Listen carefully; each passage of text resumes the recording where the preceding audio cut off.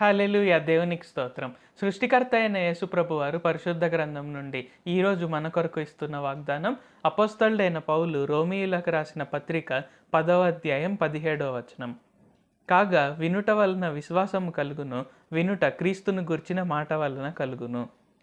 So, ఈరోజు వాగ్దానం గనుక చూసుకున్నట్లయితే ఏంటి, యేసు ప్రభువారు మనకందరికీ ఏం చెప్తున్నారు అంటే, వినుట వలన విశ్వాసం కలుగును. అంటే మనం ఆయన నుండి ఎంత ఎక్కువగా వింటే, అంటే ఆయన పరిశుద్ధ గ్రంథాన్ని చదువుతూ, ఆయన వాక్యాన్ని చదువుతూ, లేకుంటే ఆయన వాక్యాన్ని మనం వింటూ, మనం ఎంత ఎక్కువగా మనం ఆయనతో సహవాసం చేయగలిగితే ఏంటంటే, మన విశ్వాసం అంత ఎక్కువగా ఉంటుందన్నమాట. సో, ఇక్కడేంటి, మనం ఒక ఎగ్జాంపుల్ గనుక తీసుకున్నట్లయితే, సో ఫర్ ఎగ్జాంపుల్ ఒక వ్యక్తి ఎవరైనా సన్నగవ్వాలనుకున్నారనుకో, అంటే వారికి ఏదైనా ఒబేసిటీ ప్రాబ్లం ఉండి వారు సన్నగా అవ్వాలనుకుంటే ఏంటి, వారు ప్రతిరోజు ఎక్సర్సైజ్ చేస్తూ సరిపడా ఆహారం తింటూ సన్నగా అయితే వారు ఆరోగ్యంగా ఉంటారు. అదే అలా కాకుండా నేను సన్నగా అవ్వాలని చెప్పి అసలు ఏం తినకుండా సన్నగా అయితే ఏంటంటే శరీరంలో బలహీనత అనేది ఎక్కువైపోతుంది అనమాట. అంటే ఇంకేదో ఒక రోజు బలహీనత ఎక్కువైపోయి కళ్ళు తిరిగి పడిపోవడం కావచ్చు, లేకుంటే ఏదైనా అనవసరమైన అనారోగ్యాలు రావడం కావచ్చు, ఇలాగ జరుగుతుందన్నమాట. సో అలాగే కాకుండా ప్రతిరోజు వాళ్ళు వ్యాయామం చేస్తూ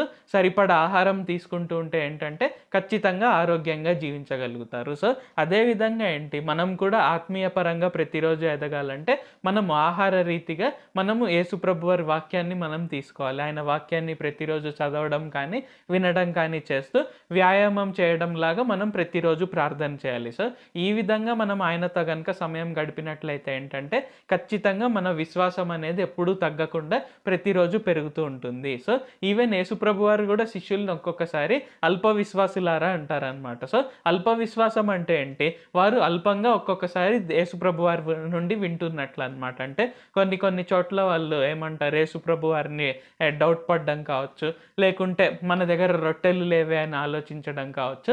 ఇలాంటివి చేసినప్పుడు యేసుప్రభు వారు అల్ప విశ్వాసులారా అంటారంటే వారు ఇంకా అంటే విశ్వాసం ఉంది, అయితే అల్పంగా ఉందన్నమాట. సో అల్పంగా ఎందుకు ఉంది, వారు అల్పంగా యేసుప్రభు వారి నుండి విన్నారు కాబట్టి. సో ఆ విధంగా ఏంటి, మనం కూడా అల్ప విశ్వాసంలో ఉండకుండా గొప్ప విశ్వాసంలో మనం ఉండాలంటే ఏం చేయాలంటే మనం ప్రతిరోజు ఆయన వాక్యాన్ని వినాలి. అంటే ఆయన వాక్యం వినడం కానీ చదవడం కానీ చేస్తూ ప్రతిరోజు ప్రార్థన చేస్తూ ఆయనతో సహవాసం చేసినట్లయితే ఏంటంటే మనల్ని అందరినీ యేసుప్రభు వారు గొప్ప విశ్వాసుల కింద పరిగణిస్తారు. ప్రార్థించుకుందాం.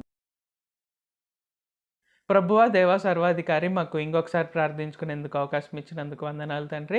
మీరు మా కొరకే చేసిన ప్రతి ఒక్క మేలుని బట్టి మీకు వందనాలు, స్తుతులు, స్తోత్రాలు తండ్రి. ఈరోజు వాగ్దానంని బట్టి వందనాలు తండ్రి. వినుట వలన విశ్వాసం కలుగును, వినుట క్రీస్తుని గురించిన మాట వలన కలుగును అని తెలియజేసినందుకు వందనాలు తండ్రి. ఆ విధంగా ప్రతిరోజు మేము మీ నుండి వినుటకు, అలాగే మేము ప్రతిరోజు ప్రార్థన చేయటకు సహాయం చేయండి. ఆ విధంగా చేసి మేము అల్ప విశ్వాసులంగా కాకుండా గొప్ప విశ్వాసులుగా జీవించుటకు సహాయం చేయండి తండ్రి. మేము మీ వాక్యాన్ని అల్పంగా కాకుండా గొప్పగా మేము తీసుకొనుటకు, అంటే ప్రతిరోజు ఎక్కువగా సమయం మీతో గడుపుతూ ప్రతిరోజు తూచా తప్పకుండా ప్రార్థన చేస్తూ మేము ముందుకు సాగుటకు సహాయం చేయండి. నజరేయుడైన సర్వశక్తిగల యేసుక్రీస్తు నామంలో ప్రార్థిస్తున్నాం తండ్రి. ఆమేన్. Thank you Jesus. దేవుడు మిమ్మల్ని ఆశీర్వదించును గాక.